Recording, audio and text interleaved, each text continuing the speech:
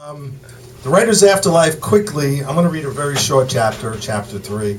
It's about a writer named Tom Chillo. He's a novelist, a playwright, and a film writer who surprisingly dies at the age of 44 with a brain aneurysm and immediately goes to the Writer's Afterlife.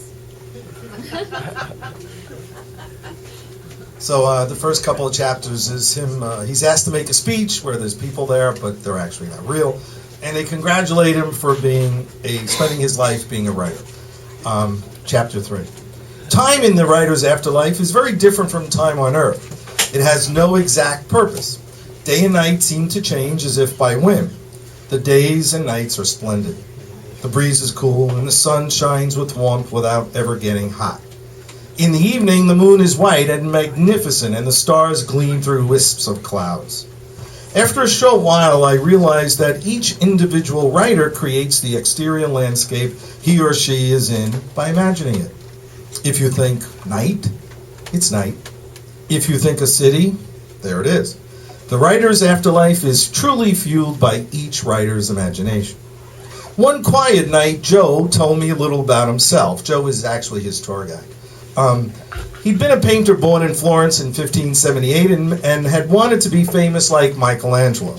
He made his way to Rome, where he toiled at his work and found nothing but indifference. He sold a few paintings, but not nearly enough to pay for a roof over his head.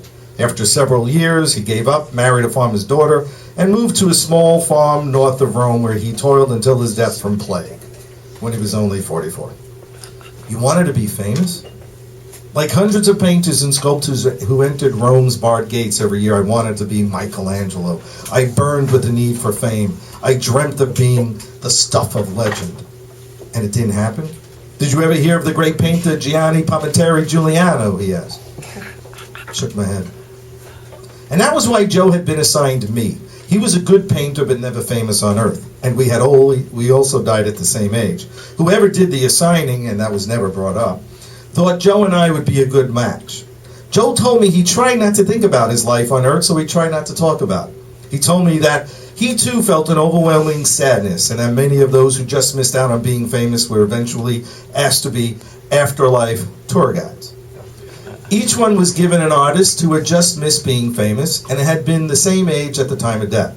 Tour guides eased their charges into their particular afterlives, just as Joe was doing for me. He told me that I'd probably be assigned an actor or perhaps a composer, but certainly not a writer. That was how it worked. You guided someone you didn't compete with, but had empathy for. He also told me that in time I'd get used to my existence in the writer's afterlife. The good news is I never get a cold or the flu, not even a pimple.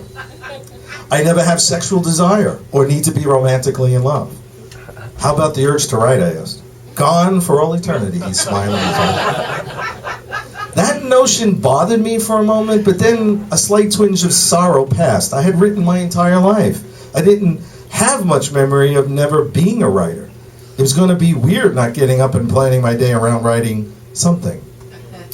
We walked a few more minutes or weeks. I had no notion how long our walk actually took when I saw a woman off in the distance. She stood on a hill in the wind, and the sky above her was a dark, foreboding wilderness. Her hair, long and dark, flew wildly over her shoulder, and she was wearing clothing that made her look like a poor woman from the mid-19th century. The closer we got to her, the more I could see. Now there was drizzling rain. The landscape around her looked like a moor, the kind of moor you'd find in the England of Wuthering Heights. I stopped. Emily Bronte? Excellent. You know your writers, Joe replied. She's one of the Eternals I wanted you to meet. Can I meet her, I asked. Go ahead, go over to her, he told me. I walked ahead and suddenly I was in her world. I was on the hill, feeling the drizzle on my face. I felt the wind blowing and watched her standing there looking off into the distance. As I drew closer, I noticed an aura around her. She was radiant, a contrast to the gloomy landscape surrounding her. I edged up from her to her side and saw that even though she was alone, she didn't look lonely. I felt that despite her large, dark, and sad eyes, she was exuding warmth and contentment. Her long-sleeve light blue dress covered her from neck to her ankles. She turned to me and said, without smiling, Thank you so much. For what? For reading me, she answered. It was my pleasure, Miss Bronte. Call me Emily, she said, barely 30 years old and immortal. Then she turned away from me and smiled to a figure of a man, a shadow, walking out of the mist of the moor, depicting her sexual longing. He was handsome, with longish hair blowing in the same breeze, wet from the same drizzle falling, and he had the same sparkle in his eyes that she had. It was Heathcliff. I stepped back. They embraced. I turned and caught a glimpse of Joe, who was standing in a streak of light that separated the moor from where I had previously been. Joe nodded to me. I understood. I got it.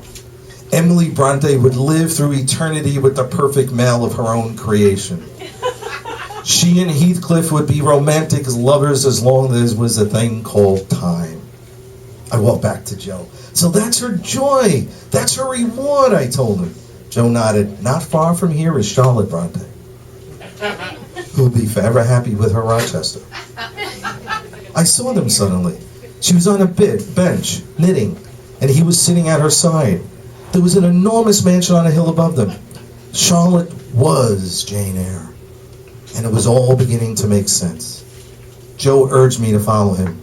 There are more writers for you to meet. Let's meet the others, the other eternal.